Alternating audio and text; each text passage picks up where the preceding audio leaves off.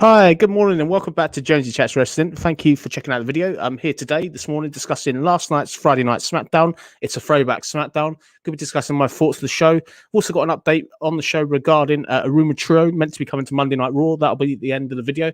Thank you for watching. Anyone that's new to the video, please leave us a thumbs up. Please subscribe to the channel. And yeah, really appreciate you watching it. So let's get into this then. I want to hear your opinion in the comments, ideally, of what you thought of Smackdown. So this is a throwback Smackdown. Very nostalgic. Obviously, this is going with Fox. Fox this weekend have got like a nostalgia weekend, it seems. So the show obviously opens up. We do get the classic kind of intro. There isn't the old intro music as such, the old Smackdown music, but it's quite cool. We don't have the Smackdown fist, which is a bit of a shame, but we get the show kind of opening up. So the show obviously opens up.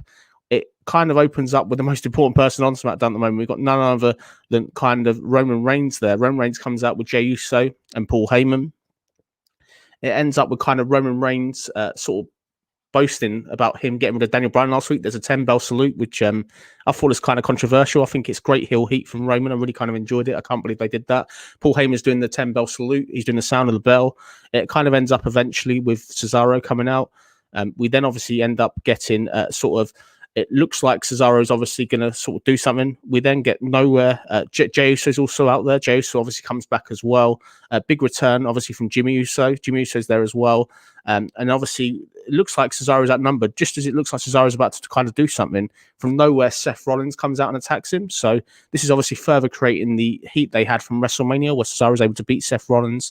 It ends up kind of, looks like it's all gone crazy. From nowhere, we get our first cameo of the night. It's none other than former SmackDown general manager, Teddy Long.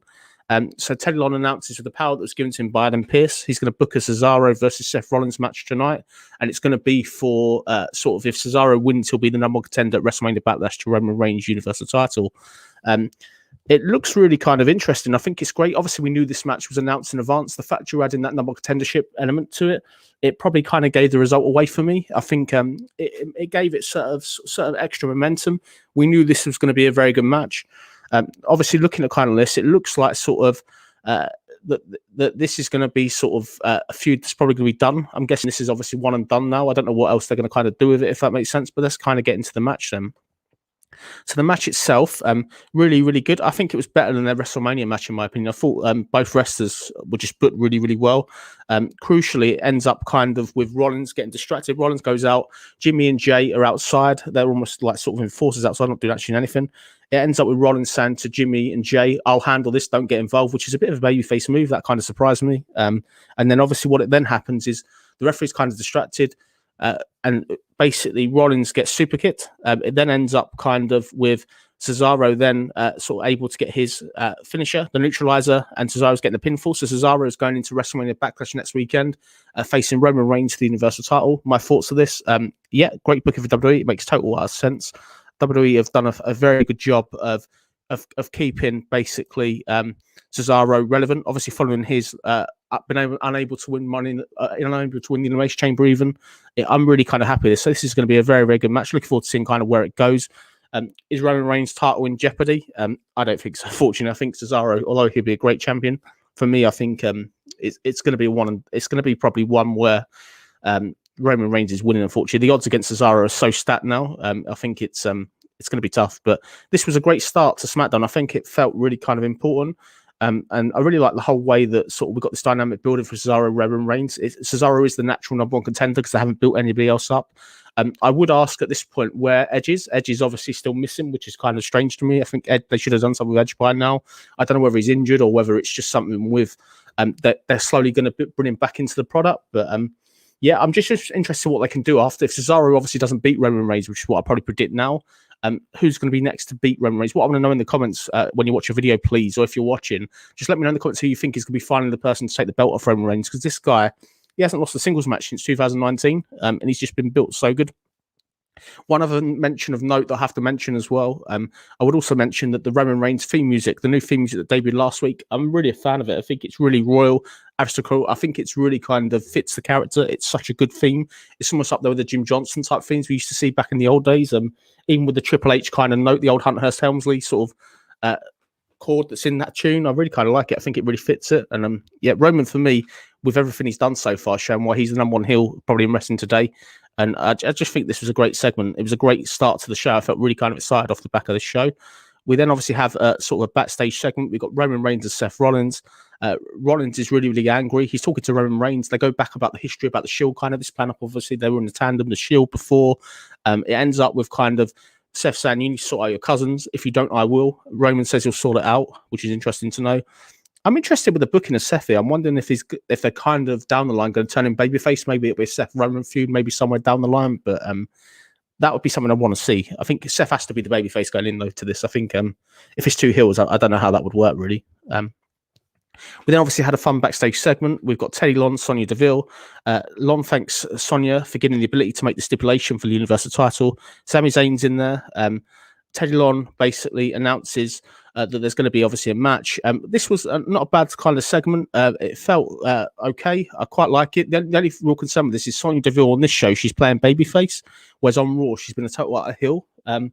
The lack of Adam Pearce kind of explains it, but I thought it was fun. I love the whole thing with Teddy Long and Sami Zayn. It's a good fit. I love the way that sort of Teddy Long was kind of obviously announcing stuff. Obviously, Teddy Long was announcing different kind of matches. At one point, he announced that Sami Zayn was going to face The Undertaker. It then kind of ends up with this being announced as kind of a 10-man tag.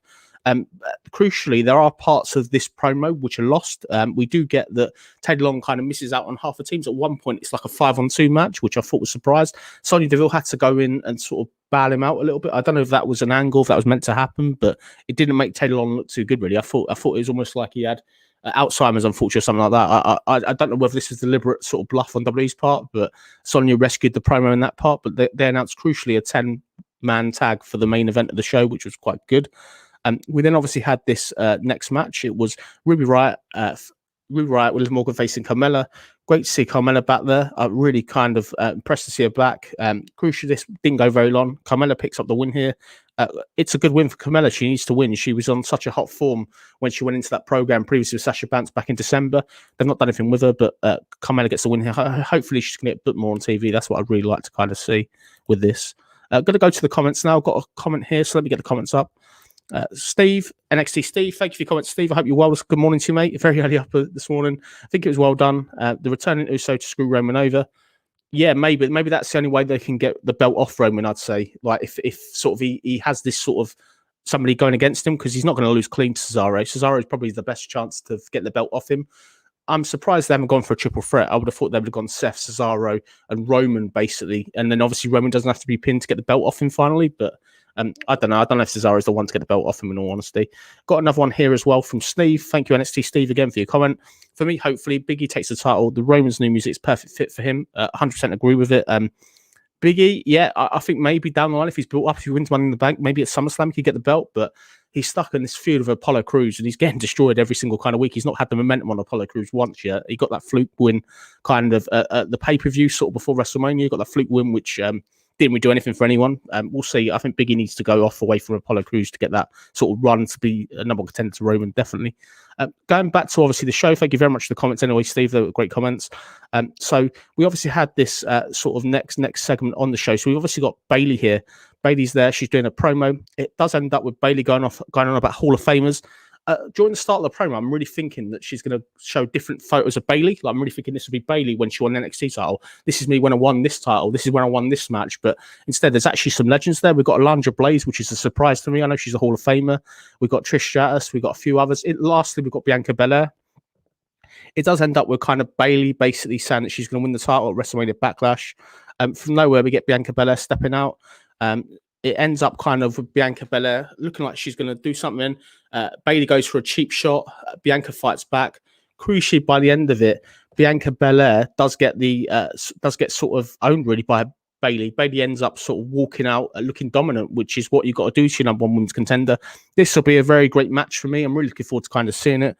Your women's championship isn't changing here, though. I think Bianca Belair, she's not losing it on the first defense, so she'll win it here. Be a great match. The $1 million question I've got for this, I don't know if anyone else thinks this. Let me know in the comments if you do. Where the hell is Sasha Banks? Sasha Banks was one of the hottest wrestlers going into kind of WrestleMania. She'd obviously been a great champion since she won the belt. And I just think, I don't know whether it's injury, whether she's off filming something. It's just weird she's not here. I know she had that promo a few weeks ago where she kind of mysteriously kind of said I don't know if she hinted she was leaving, but I can't believe they're not doing anything. If what they should have done with this, in my case, is they should have been writing her off. They should have done an injury angle, something to get her off.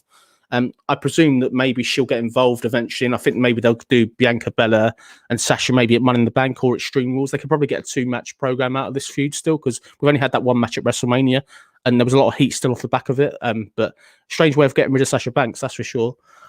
Moving kind of forward with this then. So we then obviously had the Usos backstage. Jay asked Jimmy if he meant those fins. Jay basically questioned sort of Jimmy's loyalty. It kind of ends up with just them sort of teasing what will kind of happen. It's interesting that they got this dissension. Really, really great use of Jimmy. It's great to see Jimmy back. He adds a further layer to the storyline, which I think is good. This was a very good promo. We then obviously had this match. We've got Dominic Mysterio facing Dolph Ziggler. Crucially, we've obviously got this tag team match. It was announced this week for the WrestleMania Backlash, the Smackdown tag team titles. We've got the Dirty Dogs facing Dominic Mysterio, Rey Mysterio. Crucially, Dominic Mysterio got the win here. You could say it's a big win for Dominic Mysterio, but I was expecting that. They've got to paint these baby faces strong going into it. And I think this is maybe the time that Mysterios get the belt here. I think if they go into WrestleMania Backlash and they don't win the title, it would be kind of a waste. I'm just surprised we didn't do this at WrestleMania, in all honesty. I would have thought that when the fans there, they want that feel-good factor. But for me, there's one or two ways this either goes. They either go down the route of Mysterio's winning, or accidentally they sort of screw up and then Dominic does do the turn on Rey. I think they've kind of gone off that idea, though. I think it's probably going to be... I think the Mysterios are winning this, definitely. We then obviously had sort of a fun backstage interview. We had Reginald there with Sasha. Oh, no, not Sasha. Sorry, that was months ago. Reginald there with... we had Reginald there as well with Nia Jax and Shayna. It ends up with Reginald challenging Tamina to a match. At this point, I was like, oh my God, what the hell am I watching? Reginald and Tamina.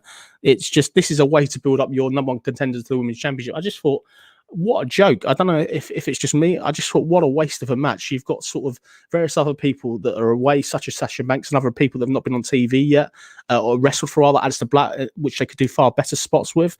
It just really kind of infuriates me. I think it's just such a waste of time having Reginald in this spot. But so obviously it was announcing it. So we then obviously go into this sort of match we've got here. So it's Tamina facing Reginald. So it kind of shows the promo from last week with Tamina, where it was a really good promo. It was up there with the Peyton Royce promo and Raw Talk a while ago. There was some real kind of shoot element to it, which I think is really good. I never saw the promo originally, so I really appreciate them showing it here. So crucially, Tamina and Reginald have this match.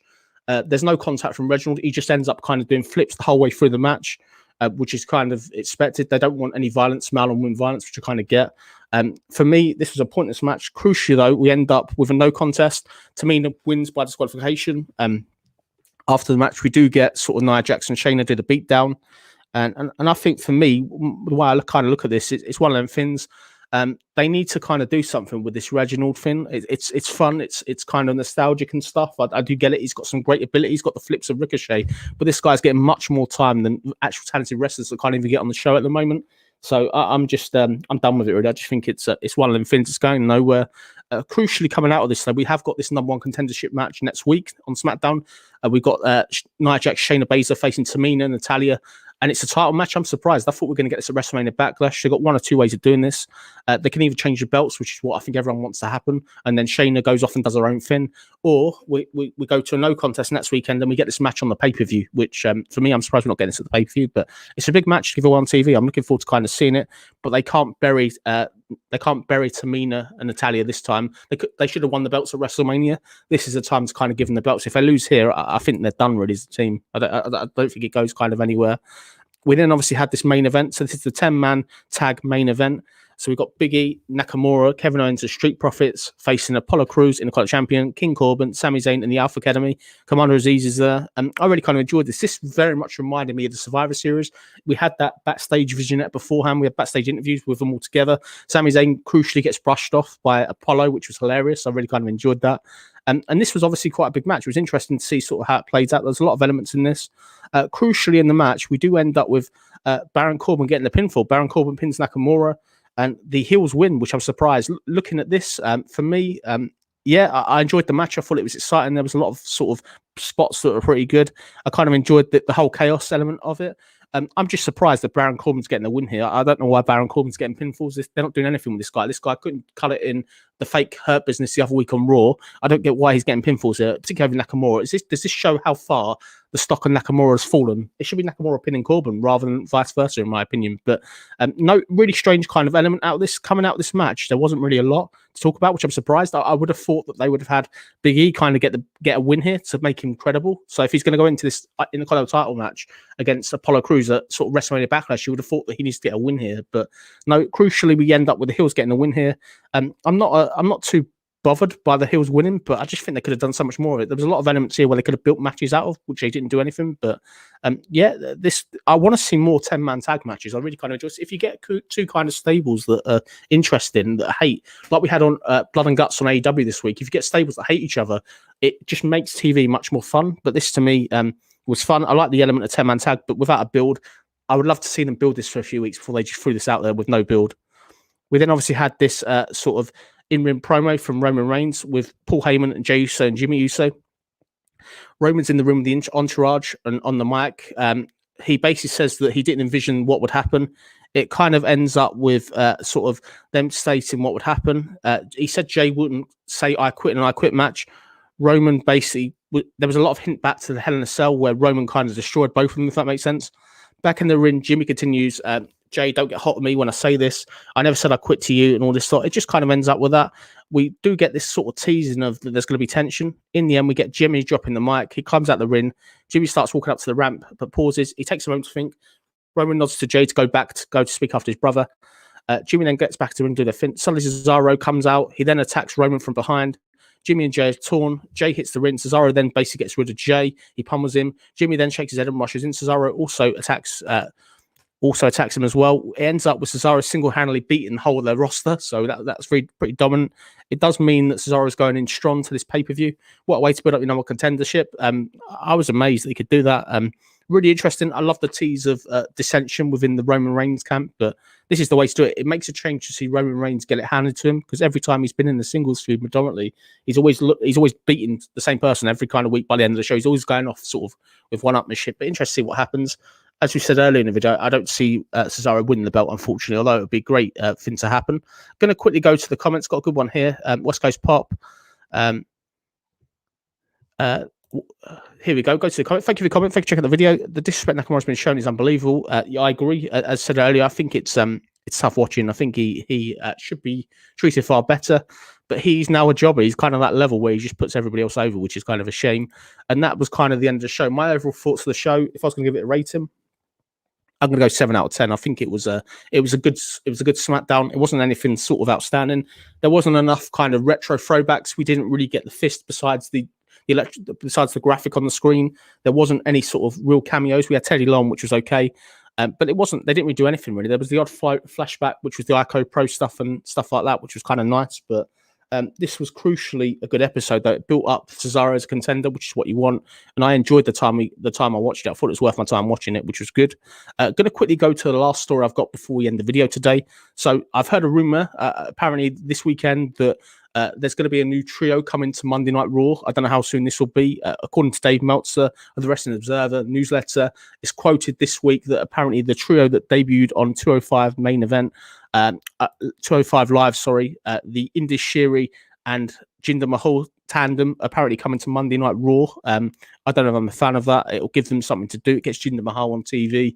And I think it'll be interesting to see what they happen. But apparently that's lined up. Apparently, I didn't know it was Monday Night Raw. That may be a misprint on the Observer's part, but a tandem on Raw will be fun. I just don't know how it fits in. It doesn't really kind of excite me, and I'm looking forward to kind of seeing where this goes. I don't know if that will happen, but it seems strange to put them on 205 Live if they're going to be on Raw. I don't get why they've done that, unless that was a sort of a tease opening to just see what they can do, sort of pair them together and get them out there, basically. Quickly sort of looking into this as well. So obviously we're going into this WrestleMania Backlash. We've got quite a few matches now.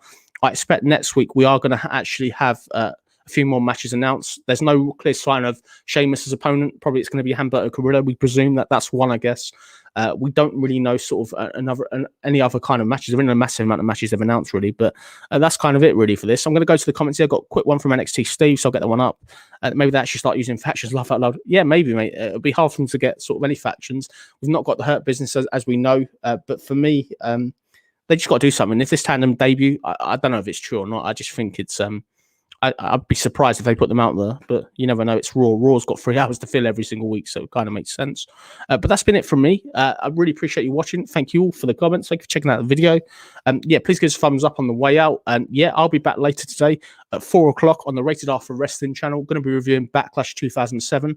That's been a fun watch, definitely. So please check that out. And we'll be back obviously next week with Raw and NXT and a few more videos. Thank you all for watching, and I hope you enjoy the rest of your Saturday. And yeah, really, really appreciate your comments. So take care, peace, stay safe, and see you later.